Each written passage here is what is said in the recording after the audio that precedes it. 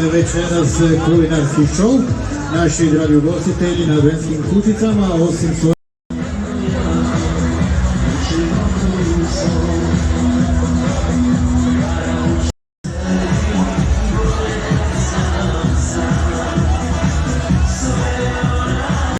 Evo, kuharima dolazimo u inspekciju, imamo 3 kućice, 3 zanimljiva jela.